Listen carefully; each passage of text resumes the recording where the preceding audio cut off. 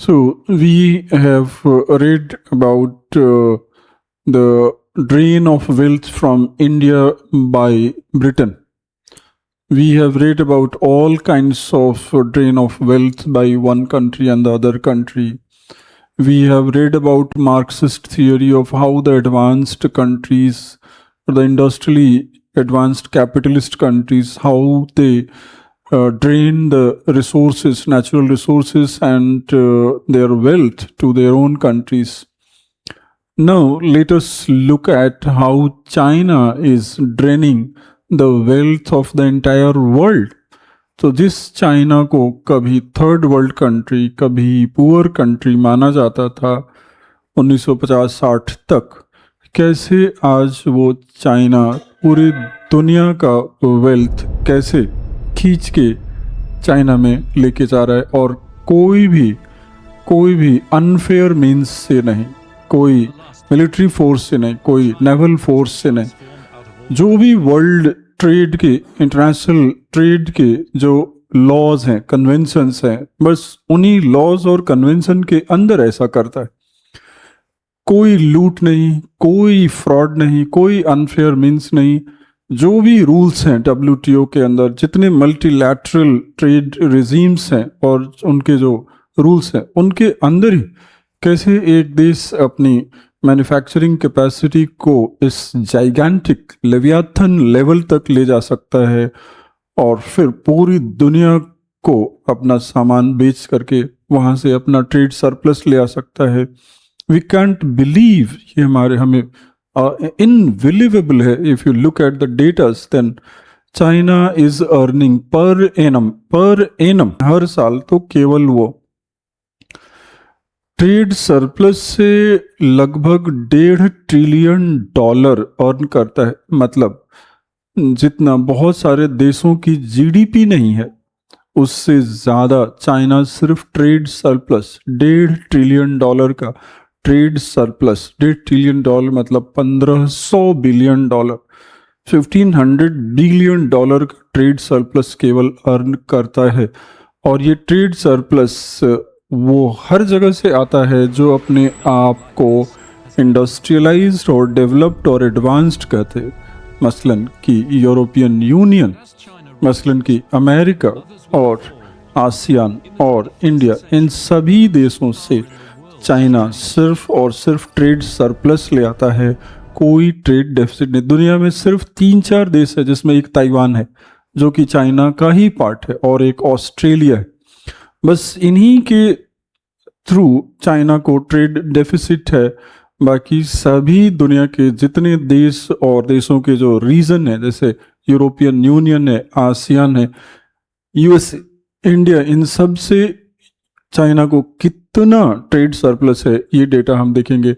ASEAN के साथ China का टोटल ट्रेड $1 ट्रिलियन का है, जिसमें चाइना का एक्सपोर्ट 665 बिलियन का है और चाइना का इंपोर्ट 389, लगभग 390। तो ट्रेड सरप्लस कितना हुआ चाइना का? 275, लगभग $300 बिलियन का ट्रेड सरप्लस चाइना को कहाँ से है? आसियान से है।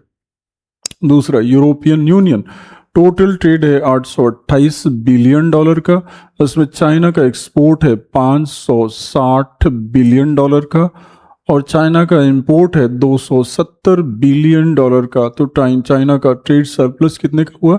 $300 बिलियन का। यूनाइटेड स्टेट्स के साथ टोटल ट्रेड है $560 बिलियन का, जिसमें चाइना का एक्सपोर्ट है $420 बिलियन का, चाइना का इंपोर्ट है $140 बिलियन का। तो टोटल ट्रेड सरप्लस चाइना का कितना हुआ? 300 बिलियन का। तो हांगकांग वैसे तो है चाइना के अंदर ही, but trade is maintained separately. 367 billion जिसमें एक्सपोर्ट है $335 बिलियन और इंपोर्ट है 31। Total trade surplus 300। South Korea एक और देश है जिससे चाइना को थोड़ा सा ट्रेड डेफिसिट है, बिकॉज चाइना वहां से बहुत सारा ऑटोमोबाइल खरीदता है। साउथ कोरिया टोटल ट्रेड है $32 बिलियन का, एक्सपोर्ट है $144 बिलियन का, इंपोर्ट है 170। तो इस तरह से टोटल साउथ कोरिया के साथ चाइना को ट्रेड डेफिसिट है $42 बिलियन का। फिर जापान के साथ टोटल ट्रेड है $322 बिलियन का, एक्सपोर्ट है 157 और इंपोर्ट है 164। तो चाइना का ट्रेड जापान के साथ भी ट्रेड डेफिसिट है और वो बहुत छोटा है, माइनर है, $7.5 बिलियन का, बहुत स्मॉल। ताइवान के साथ इंडिया चाइना का सबसे बड़ा ट्रेड डेफिसिट है और वो है $227 बिलियन का। That is why China wants to capture Taiwan also. वो बेसिकली ये है कि हार्डवेयर का जो टेलीफोन एक्सेट्रा में जो लगता है वो चाइना का हार्डवेयर वहाँ से आता है। तो ताइवान से एक ट्रेड सरप्लस है 227, सबसे बड़ा ट्रेड डेफिसिट है ताइवान के साथ। उसके बाद वियतनाम के साथ ट्रेड सरप्लस है $100 बिलियन का, टोटल $300 बिलियन का ट्रेड है, $100 बिलियन का ट्रेड सरप्लस है। रसिया के साथ ऑयल और एटसेट्रा खरीदते हैं तो $20 बिलियन का डेफिसिट है। जर्मनी के साथ $211 बिलियन का ट्रेड है, टोटल सरप्लस है $25 बिलियन। ऑस्ट्रेलिया के साथ अगेन रेयर अर्थ खरीदता है, रॉ मटेरियल खरीदता है, आयरन ओर खरीदता है, इसलिए ट्रेड डेफिसिट है। $53 बिलियन का ट्रेड डेफिसिट है ऑस्ट्रेलिया के साथ। मलेशिया के साथ ट्रेड डेफिसिट नहीं है, ट्रेड सरप्लस है $15 बिलियन का। उसके बाद ब्राज़ील के साथ अगेन ट्रेड डेफिसिट है, वो $44 बिलियन का है। तो यही कुछ देश है जिसका चाइना का डेफिसिट है। क्या क्या? साउथ कोरिया हमने देखा, ऑस्ट्रेलिया देखा, ताइवान तो सबसे बड़ा है $200+ बिलियन का, और एक है ब्राज़ील $44 बिलियन का। बाकी सब के साथ ट्रेड सरप्लस। इंडोनेशिया के साथ ट्रेड सरप्लस $3 बिलियन, कोई ज़्यादा नहीं। भारत इंडिया के साथ ट्रेड डरमेंट, इंडिया का चाइना के अगेंस्ट $116 बिलियन का डेफिसिट है। मतलब इंडिया $116 बिलियन का ज़्यादा सामान खरीदता है, बेचता कितना है? टोटल ट्रेड है $155 बिलियन का चाइना के साथ, जिसमें इंडिया खरीदता कितना है? $135 बिलियन खरीदता है, और बेचता क्या है इंडिया? $19.7 बिलियन। $20 बिलियन बेचता है भारत, बट $140 बिलियन खरीदता। क्या इसमें बेसिकली वो रॉ मटेरियल है, वो इनपुट है जिससे भारत का इंडस्ट्रियलाइजेशन हो रहा है। इसका मतलब भारत का इंडस्ट्रियलाइजेशन जो हो रहा है वो बेसिकली चाइना से जो इंपोर्ट करके आ रहा है उस पर हो रहा है। This is the capacity of China की 100 से ज़्यादा देशों में जो इंडस्ट्रियलाइजेशन हो रहा है वो चाइना से इंपोर्ट पर डिपेंडेंट है। मतलब चाइना का एक्सपोर्ट दूसरे देशों के इंडस्ट्रियलाइजेशन का डिटर्मिनेंट है। This is how the Leviathan Manufacturing Foundation is built. इस तरह से चाइना $1.5 ट्रिलियन 1500 बिलियन हर साल पूरी दुनिया में अर्न कर रहा है। This is a new version of drain of wealth. तो टोटल तो इसमें तो दिखा रहा है 1100 बिलियन बट इट्स प्रेजेंटली, ये डेटा पुराना है, ये 1500 बिलियन का है। और थाईलैंड के साथ कितना है ट्रेड सरप्लस चाइना का? 53 बिलियन का। सिंगापुर के साथ 46 बिलियन का। नीदरलैंड के साथ 73 बिलियन का। United kingdom 66 billion, Canada 6.2 billion, France 12 billion, Italy 26-27 billion. This is how China is selling its commodities and its raw material and its industrial component to the whole world, and their industrialization इतने सारे देशों को, सब world के सबसे बड़े देश हैं। इसमें यूएस भी है, इसमें ईयू भी है, इसमें इंडिया भी है, इसमें दुनिया के सब बड़े बड़े देश इसके अंदर ही हैं। इन सभी देशों को चाइना 1500 बिलियन कमाता है इनसे हर साल। कैन यू इमेजिन कि क्या चाइना को कोई रोक सकता है? इसलिए चाइना परचेजिंग पावर पैरिटी पर ऑलरेडी $45 ट्रिलियन की इकोनॉमी है। अमेरिका से 10 ट्रिलियन डॉलर बड़ी इकोनॉमी।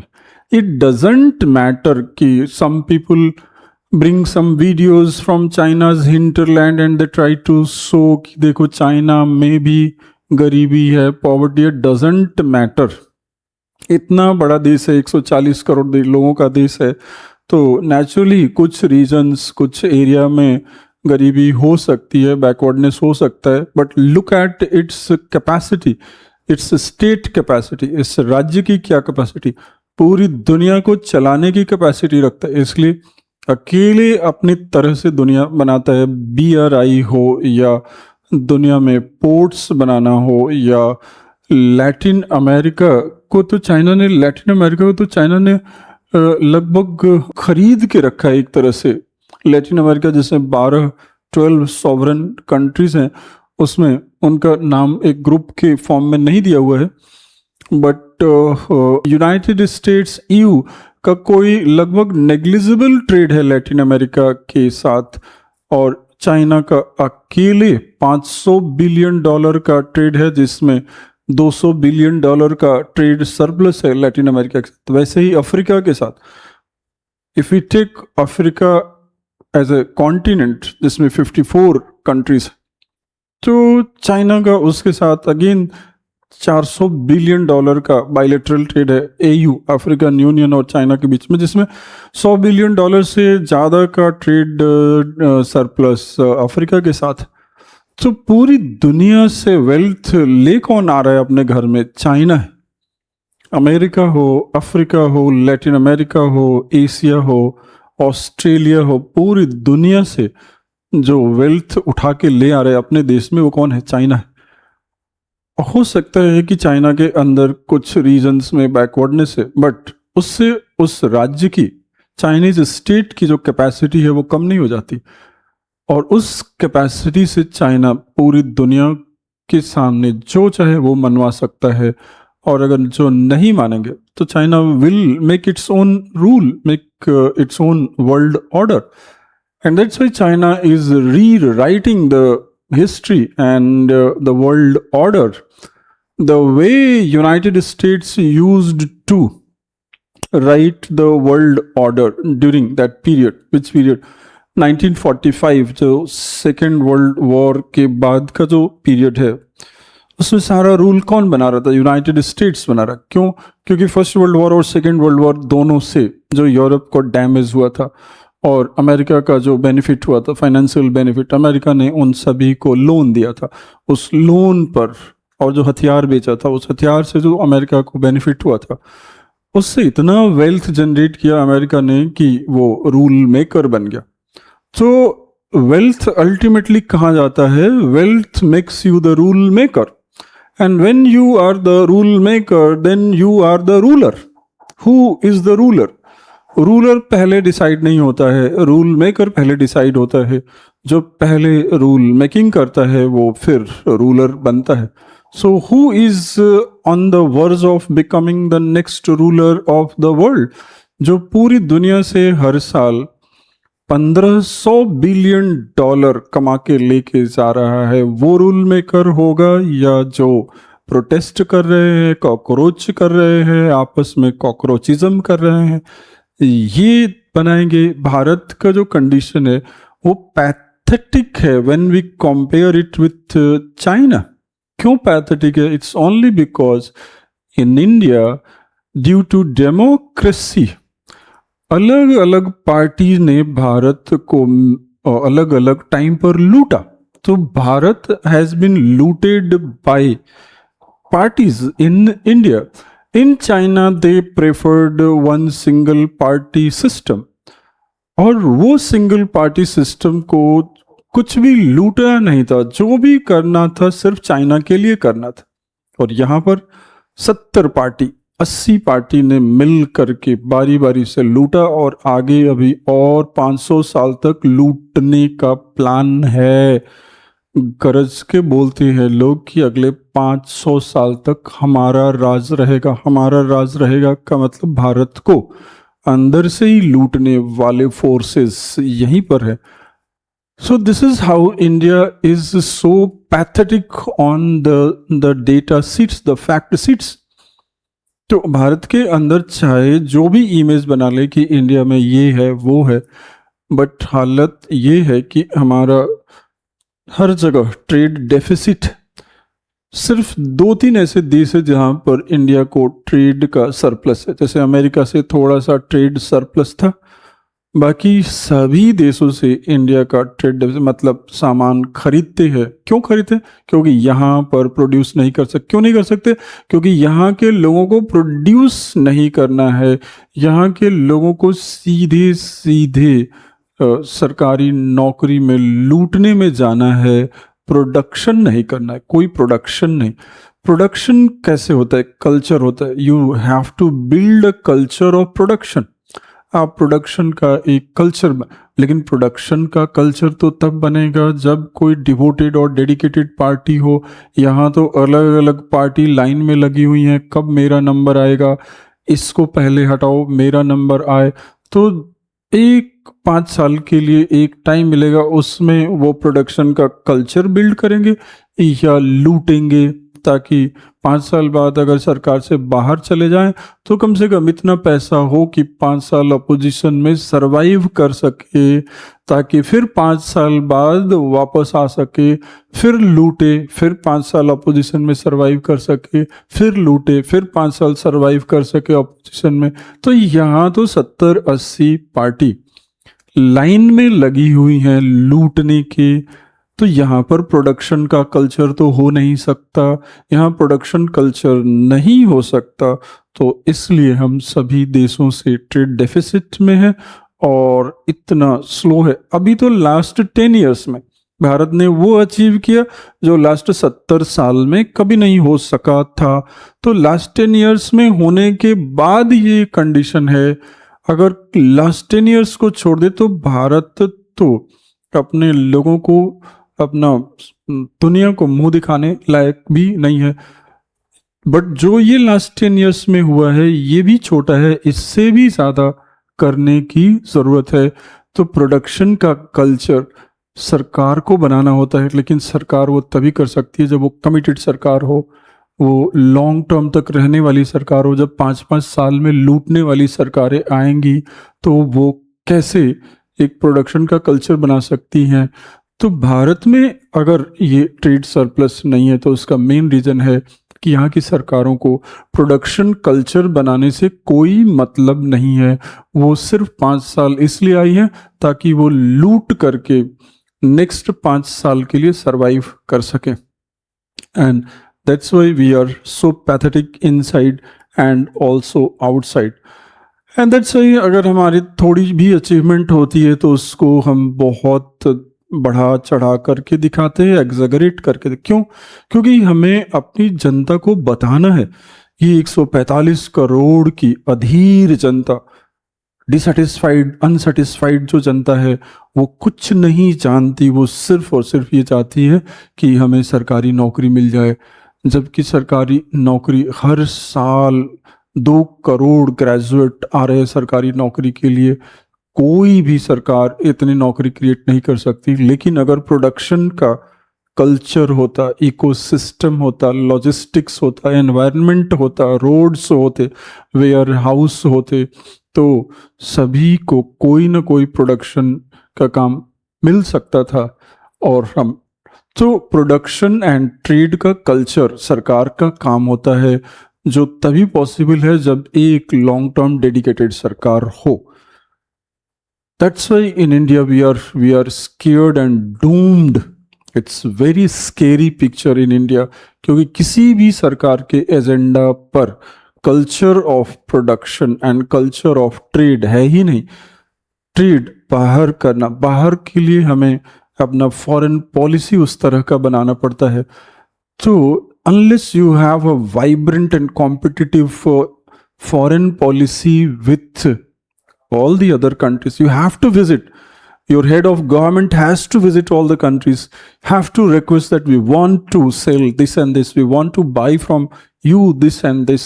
तो एक तरफ aggressive foreign policy, दूसरी तरफ wild and aggressive economic policy, culture of production, culture of entrepreneurship, culture of trade. But it requires a dedicated and committed government. One government can do what China has done. You don't need multiple governments and parties. One government is enough. इसलिए the problem is not in India. The problem is in India's party systems. So now it is up to the people of India. How do they assess the entire situation and how do they behave politically? क्या इनको सिर्फ अपना party to party अपना anger और डिसैटिस्फैक्शन show करना है या culture of production build करना है? तो अगर कल्चर ऑफ प्रोडक्शन बिल्ड करना है तो कम से कम 20 साल और एक ऐसी सरकार चुने जो 20 साल तक कल्चर ऑफ प्रोडक्शन पर फोकस करे, कल्चर ऑफ एंटरप्रेन्योरशिप पर फोकस करे, कल्चर ऑफ ट्रेड डेवलपमेंट पर फोकस करे, फॉरेन पॉलिसी ऐसी बनाए.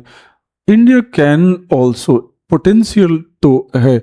अगर कल्चर ऑफ प्रोडक्शन डेवलप हुआ, इकोसिस्टम और लॉजिस्टिक्स डेवलप हुआ, जिस तरह से पिछले 5 साल में इंफ्रास्ट्रक्चर पर काम हुआ है, अगर 5 साल भी और इस तरह का इंफ्रास्ट्रक्चर पर काम हो जाए तो इंडिया का प्रोडक्शन चाइना के बराबर तो कभी नहीं हो पाएगा, इस सेंचुरी में नहीं हो पाएगा, लेकिन कुछ अपने लिए ही मुंह दिखाने लायक कम से कम हो जाएगा. तो इतना हम कर सकते हैं. So this datas are extremely important. So is the reality. European Union can hardly compete with China in terms of trade relations. So it is China is unbeatable for coming 2 decades also.